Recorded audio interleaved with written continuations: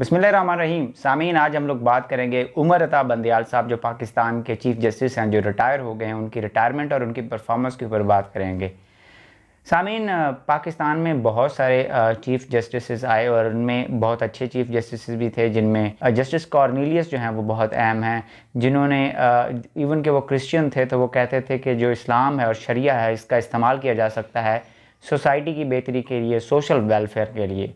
और कुछ chief justice ऐसे भी थे जिनके फैसलों ने पाकिस्तान की जमहूरियत को ज़िबा कर दिया, जैसे जस्टिस मुनीर का जो फ़ैसला था जिसमें उन्होंने लिजिटिमाइज़ किया मार्शल लॉ को और पाकिस्तान की जमहूरियत को चलता किया।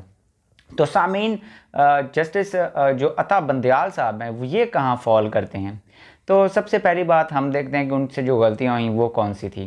पहली बात तो ये है कि उनकी वजह से जो सुप्रीम कोर्ट है उसके अंदर डिवीज़न आ गई, क्योंकि वो अपनी मर्ज़ी का एक ग्रुप लेके चलते थे और उस ग्रुप को नवाजते थे और उस ग्रुप के साथ जो है वो उनकी बहुत अच्छी बनती थी। और उन्होंने सुप्रीम कोर्ट के अंदर एक डिवीज़न क्रिएट की। उनके साथ 8 जजेस थे और जो काजी फायज़ ईसा साहब हैं उनके साथ 7 जजेस थे। तो ग्रुपिंग जो सुप्रीम कोर्ट की है उसने सुप्रीम कोर्ट को बहुत ज़्यादा कमज़ोर कर दिया। तो पहला तो उनके जो टेन्योर है उसका एक उस पर जो दाग है वो ये है। दूसरा ये है कि उन्होंने जो पार्लियामेंट का इख्तियार है, यानी कानून बनाना, पार्लियामेंट का काम होता है कानून बनाना, उस कानून को जो बनाने की जो इख्तियार है वो उनसे छीन लिया। मिसाल के तौर पे वो उन्होंने कोर्ट को एक लेजिस्लेचर बना दिया जब 63A का फ़ैसला किया। अब 63A ये है कि अगर कोई भी पार्टी का लीडर, जो पार्टी है उसका मेंबर है, वो अगर एक पॉलिटिकल पार्टी के जो फ़ैसला है उसके ख़िलाफ़ काम करता है तो उसका जो रेफरेंस है वो उसका जो पार्टी का हेड होगा वो इलेक्शन कमीशन को भेजेगा। अगर वो पार्टी के ख़िलाफ़ वोट करता है तो फिर उसको इलेक्शन कमीशन डिस्क्वालीफाई करेगा, फिर वहाँ पे ज़िमनी इंतखाबात होंगे। यानी हॉर्स ट्रेडिंग को 63A रोकता है। लेकिन जो अता बंदयाल साहब हैं, इनका जो एक फ़ैसला था 63A का, उसमें उन्होंने ये कह दिया कि इवन वोट भी नो कॉन्फिडेंस में काउंट नहीं होगा। तो ये एक बड़ा प्रॉब्लमेटिक बात थी, यानी कि एक मेंबर है असम्बली का वो वोट ही नहीं दे सकता। अब ये तो किसी भी जगह पे किसी कानून में बात नहीं लिखी हुई, लेकिन उन्होंने इस बात को अपने फ़ैसले के ज़रिए से सादर कर दिया। तो यानी इसको रीराइट करना कॉन्स्टिट्यूशन कहते हैं, और जुडिशरी का काम इंटरप्रिटेशन ऑफ कॉन्स्टिट्यूशन होता है, रीराइट करना नहीं होता।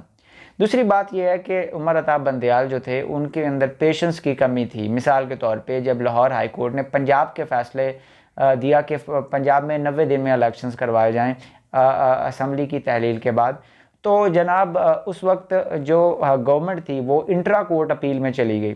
तो उस वक्त काजी फायज़ ईसा और उनके ग्रुप का ये मानना था, जो कि दुरुस्त बात थी, कि ये पंजाब के इलेक्शंस हैं, ये फेडरल गवर्नमेंट के इलेक्शंस नहीं हैं, यानी फेडरेशन के इलेक्शंस नहीं हैं, नेशनल असम्बली के इलेक्शंस नहीं हैं। तो कोर्ट को यहाँ पर रिस्ट्रेंट रखनी चाहिए और जो आपका प्रोविंशियल गवर्नमेंट है या प्रोविंशियल जो आपकी जुडिशरी है, प्रोविंशियल जुडिशरी इस मामले को टेकअप करे और इसके ऊपर फैसला दे।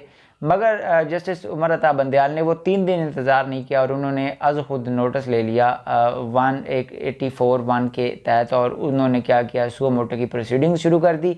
तो उसके बाद मसले मसाइल पैदा हो गए, जिसमें मंसूर अली शाह साहब ने ये बात कही कि ये जो फ़ैसला है ये गलत है, ये फ़ैसला रिजेक्ट हो चुका है 4-3 के साथ।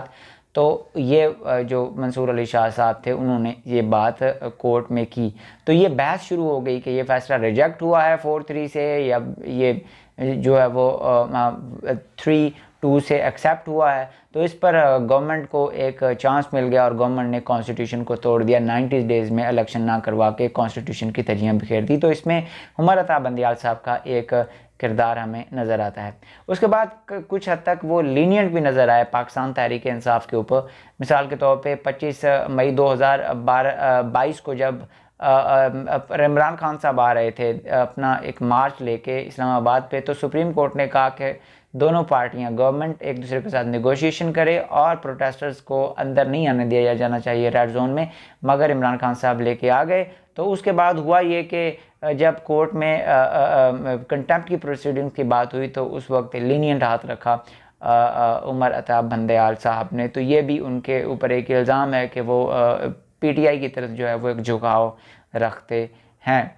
उसके बाद हम एक और जो बेहतरीन चीज़ है वो देखते हैं उमर अता बंदयाल साहब की। तो उनके कुछ गुण भी हैं जो बहुत इम्पोर्टेंट हैं। वो ये है कि सबसे पहले कि उन्होंने कंटेम्प्ट की प्रोसीडिंग्स जारी नहीं की किसी के ऊपर भी, और उन्होंने क्या किया, उन्होंने जनाब उन पर बहुत ज़्यादा तनकीद हुई, उनको लम्बास्ट किया गया, उनके क्रिटिसाइज़ किया गया बिटरली, मगर उन्होंने सब्र का दामन हाथ से नहीं छोड़ा और उन्होंने क्या किया, उन्होंने इसको एब्जॉर्ब किया। उसके साथ साथ रिकॉर्ड केसेस को डिस्पोज करने वाले भी उमर अता बंदयाल ही हैं। 20,000 के करीब केसेस जो हैं उनके टेन्योर के अंदर डिस्पोज हुए हैं, ऐसा किसी जज ने नहीं किया। तो उनकी परफॉर्मेंस इस लिहाज से बहुत अच्छी है। मुझे उम्मीद है कि आपको ये अच्छा लगा होगा। अगर आपको ये अच्छा लगा हो तो आप हमारे चैनल को सब्सक्राइब भी करें, इस वीडियो को लाइक भी करें, अपनी दुआ में याद रखें। अल्लाह हाफिज़।